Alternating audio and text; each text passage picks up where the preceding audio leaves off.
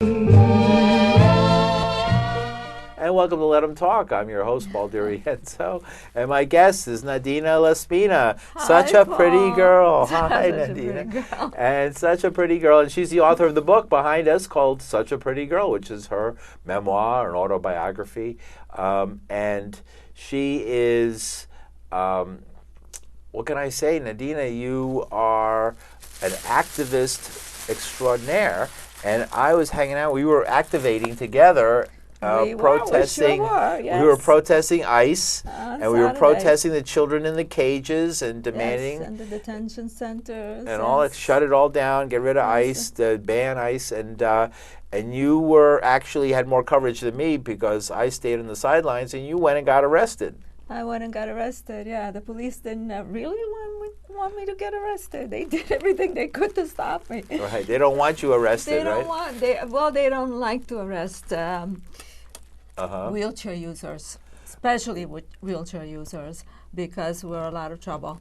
For one thing, there are no accessible paddy wagons, so they don't know how to take us to jail. If there's a bunch of us, they'll take us with Accessoride. All right, they'll call Accessoride. They'll call Accessoride. Accessoride that doesn't come when you need them, leaves you stranded, but if the cops call, they'll take you to jail. Right away. They show right up, right? They show up and take you to jail. But they didn't want to do that. They didn't. They actually tried to stop me from joining the people that were sitting on the ground at first. They were blocking 12th Avenue. They were the West End Highway, the whole. Right. Yeah, and all traffic in both directions for a couple hours. Both directions for hours. But I managed to, when they weren't looking, to join everybody else, and I was. Right. Is that little, here you're an advocate for accessibility, and you're blocking the accessibility of New York. That's right, yeah. But I guess it was for a higher cause. It's for a good cause. And I feel, I've always believed that the struggle of all oppressed people is one and the same. We're all in the same struggle. How many times have you been arrested in protest? I don't remember. I honestly stopped counting because I was being arrested about at least twice, 3 times a year with this organization that's named ADAPT. And ADAPT is an amazing group. It's really grassroots. And most of the people are disabled, and the majority of the disabled people are wheelchair users. So we're the wheelchair warriors. And so when they arrest 100 people all in wheelchairs, it's quite an operation. It's quite an operation. We give the police a lot of trouble. So you demanded the same charges that everybody else got. On Saturday, I did, yes. I fight with them. I mean, I argue as best as I can. I say that I want to be treated equally as everybody else, and I don't want special treatment. I feel a little guilty. I mean, here, those people probably were in there for hours and hours, and I feel I got off easy, They gave me the summons. I go and appear in court. They told me that the charge was the same. They told me that that they were going to process everybody and release them immediately. But I know even if they do that, it takes so many hours when there are 100 people there. Sure. So they probably didn't get out till late that night, next morning. I'm sure, because that's happened to me. So what led a person like yourself, you weren't born in the United States. I was not born in the United States, no. What led a person in Sicily, in a little fishing town between Catania and Messina.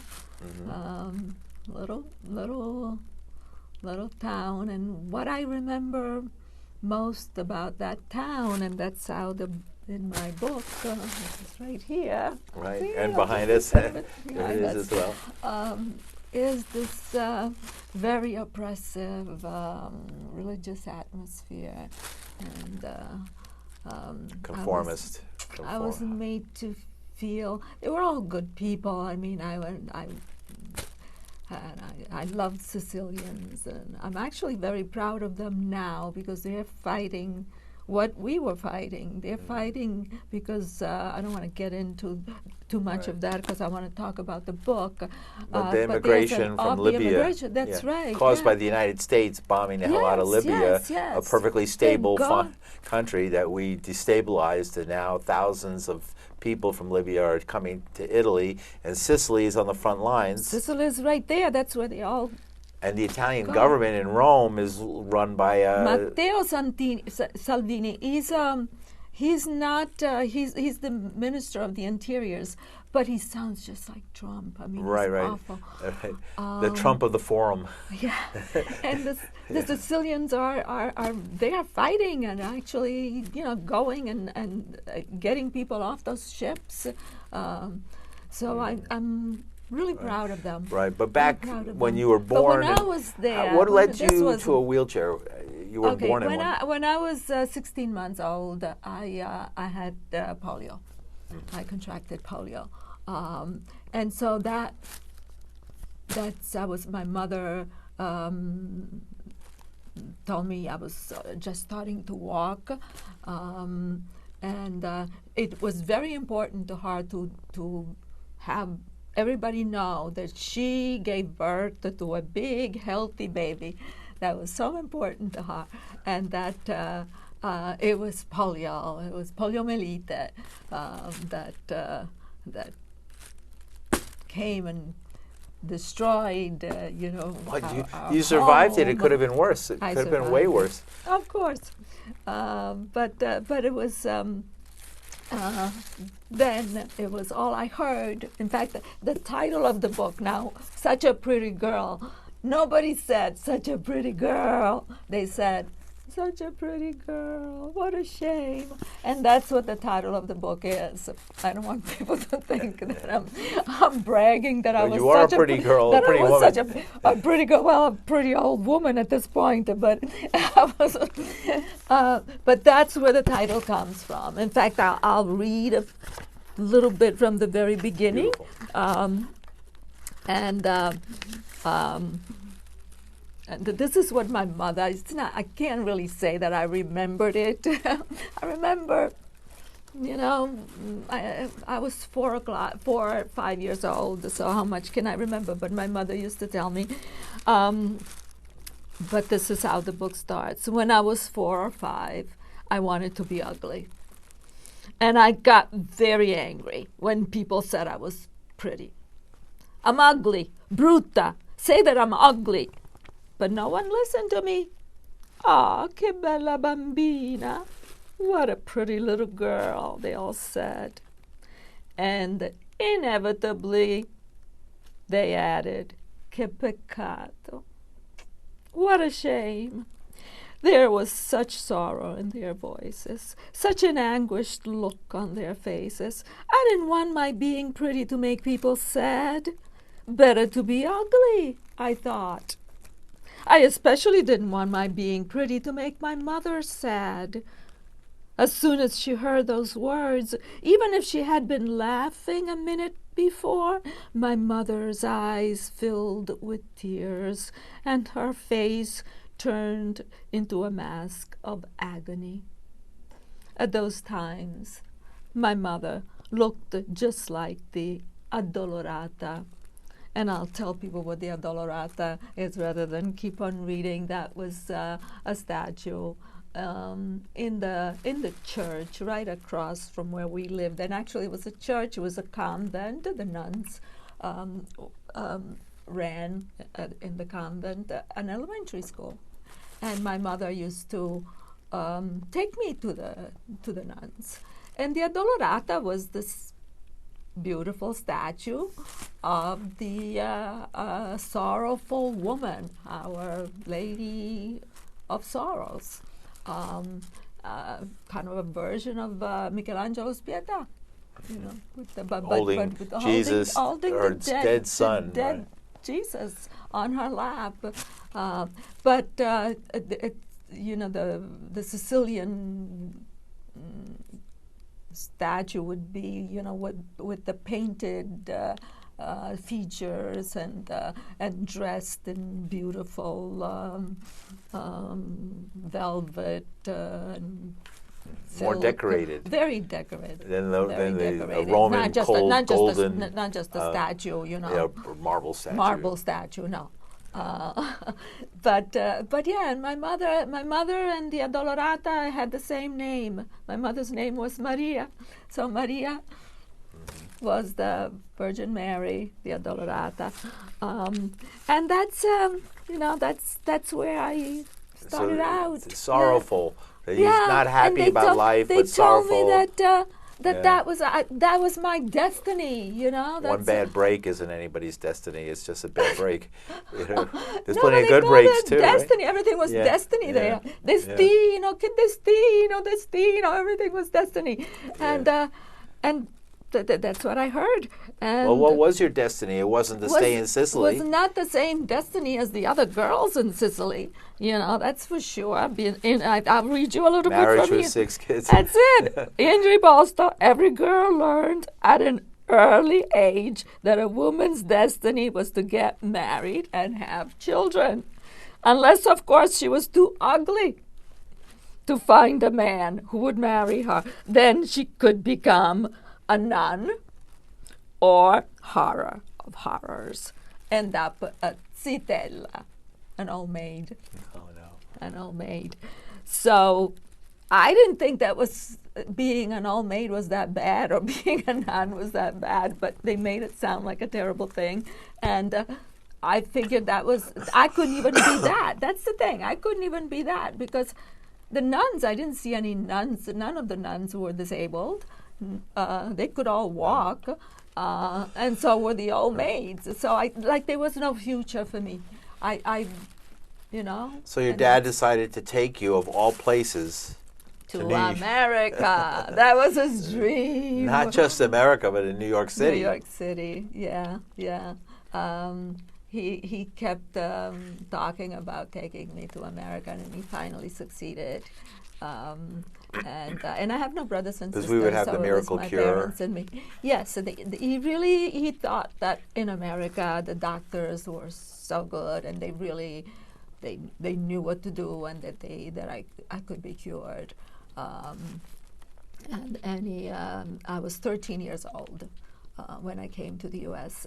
And as soon as I came, within a month, I was admitted to the hospital for the hospital for special surgery. Still. Yeah, where is that? That's on the river. Right. When you go by the FDR Drive. Yeah, the FDR Drive, right on the. It's still there. And it's a very good hospital. I mean, and they put me on a floor with all kids. One side was children, and the other side was teenagers, and I was 13, kind of in between. They put me with the teenagers, so I felt good that I was with the older kids. And I didn't know a word of English, and I learned English in the hospital, really. When you're young, that's the best way, is to throw you out with the kids, right? Yeah, I was there, yeah. And they started doing poking surgery. and prodding and cutting and snipping. Cutting, yeah. They kept cutting me up, that's for sure.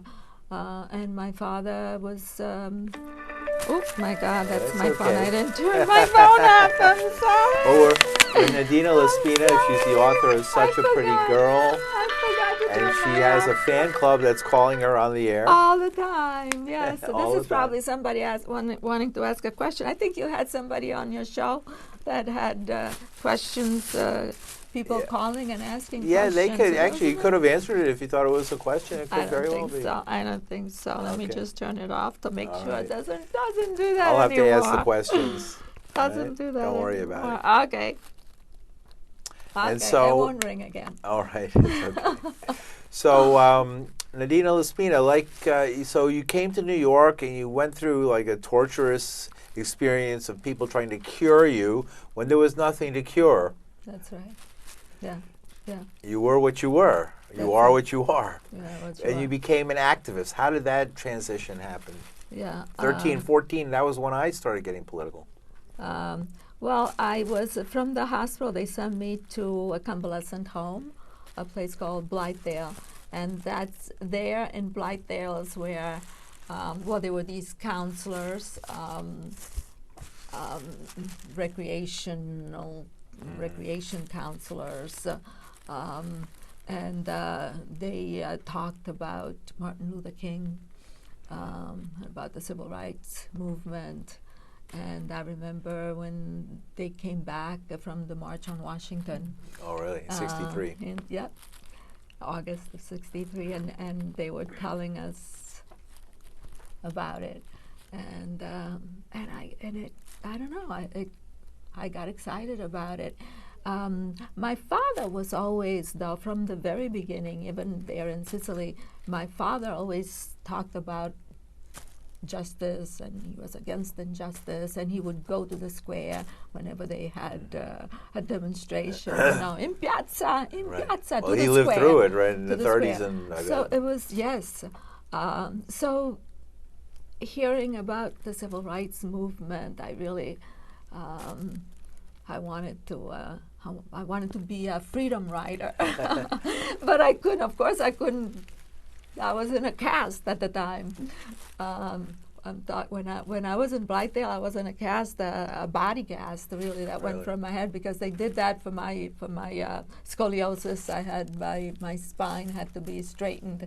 They did everything they could think of. I mean, they just kept. That's what they do. I was having surgery after surgery, and that's what they did to all of us disabled kids. Even though the doctors must have known that how much were they going to accomplish by doing, but they. Does that make you sort of? What do you think of the medical establishment in the United States? Are you a person who advises against getting too involved with the medical establishment? Well, personally, I don't like to be too involved with the medical establishment. I mean, this focus on the cure certainly turned me against the cure, to the point that I was. This was then far ahead in the 90s. I went on record telling the New York Times. They had an article, because I had started to teach. I'm jumping ahead. Started to teach disability studies at the new school, and I told them that if they came up with this pill that would cure me, no, I would not take it. Of course, I was talking at that point about identity more than about the actual, physical impairment. I didn't want to be non-disabled, because at that point I was, I had this identity, but yes, it kind of,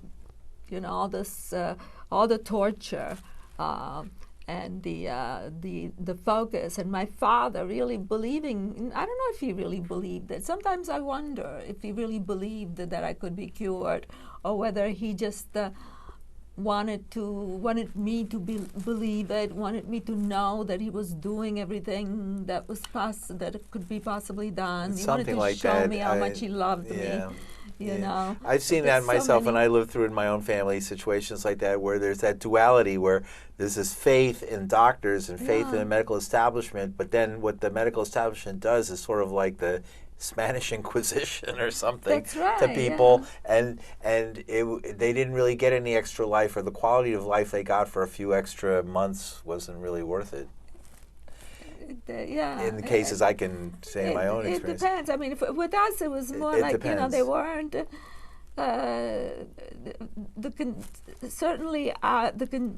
Certain conditions, there's no way you can cure. In fact, as a matter of fact, the cure for polio, then they did find it shortly after. Prevention, really. But it's prevention, right? So what brought you to the book? Let's go back to the book. What made me write this book? I don't know, because I really when I was writing, I in a way it felt like self-indulgence, because there was so much that I had to do, apart from the fact that I had to teach in order to pay the bills, and I had to, I was an activist already fighting in the disability rights movement, and there were such urgent matters. There were people who were dying in nursing homes of pressure sores, of neglect, and we wanted to get them out, and we were fighting for access. So writing about my life, I don't know, I found myself doing it, and I kind of felt a little guilty, like self-indulgence, like, what am I doing writing this? And then I started, like when I started teaching disability studies, which was in the 90s, and I started lecturing and talking about different issues, and I found it useful to use examples from my life to show how ableism, we call it, ableism, which is disability prejudice. I like old words, prejudice, prejudice, discrimination, segregation. Now they use more, how much it can hurt, how much it hurt me growing up to feel so different from everybody else, not to know what was going to happen to my life, to be told that I was not going to have a happy life. There was a nun that actually told me, you're never going to be happy, you poor little girl. And how my father wanting me to be cured, the fact that, I was saying before that he just loved me. He loved me very much. But what I heard was, I'm not good enough the way I am. I'm not the daughter that he wanted. And I had this kind of sense of failure, because no matter what I did, then they taught me to walk with crutches and braces, but how well could I do that, And no matter what I did, I knew that I couldn't be cured. So that this belief that, that you should be cured in order to have a good life, and if you're not going to have a good life. How painful it can be to get that message when you're growing up. And I don't want to reveal too much about the book, but could you indulge us with another reading? Another reading, yes, absolutely. I can skip a little bit to when I found the movement, I found the disability rights movement. I found it at a time in my life when I really wasn't not in good shape mentally, and this finding other disabled people was, to me, it was life-saving. If you read the book, you'll understand more about what I mean, because some really bad things had happened at that point to me. It was amazing to discover how similar our experiences were. This is us disabled people, young people, talking. Once we started comparing notes, until then we had all considered our disabilities to be the problem. We believed we were supposed to cope as best we could. As we talked, we realized the disability itself was not a big deal for us. We had all learned to accept our physical limitations. What made life difficult was not the disability, but the lack of services and support, the lack of accessibility, the unfair and stereotypical ways in which we were treated, the pity doled out for us all our lives. Often after a meeting, I wrote, my thoughts down in a notebook. It's not my fault that I'm disabled, yet I've been made to feel that it is. I wrote, my polio never made me unhappy. People made me unhappy. Ever since I was a little girl, people have always made me feel I was no good because I was disabled. From the Sicilian women and the nuns to the doctors who couldn't fix me, to my fellow students and prospective employers, and even my own parents. As I wrote, my tears fell and stained the page, tears of anger, of relief, and of new hope. And I go to my first demonstration, my first disability rights demonstration. I had gone to anti-war demonstrations, by the way. I had managed to do that. And that is where you found the love of your life, right? That was where I found the love of my life in the movement. I met my husband, who passed away a little over 4 months ago. I met Danny at the Empire State Building. We were, the Americans with Disabilities Act had been passed in 1990, and I was involved with this organization. I still am. The organization was founded in 1970 by a young woman named Judy Human, who sued the Board of Education when she was denied a license to teach because she used a wheelchair, and also founded this organization, Disabled in Action. And that's where, when I was reading before, Was it love at first sight? With my husband, he says it was. When we were suing the Empire State Building, it was the first lawsuit in the country under the Americans with Disabilities Act. We had fought to get this law passed, and we had a press conference demonstration at the Empire State Building, and here I see this handsome man that I had never seen before. And I don't know who he is because I had been with Disabled in Action for quite a while. 15 seconds. But he was new. 15 seconds. So we fell in love. One thing we loved to do was show how our love in public. Sometimes following a meeting. See you later next week. It's over? It's over.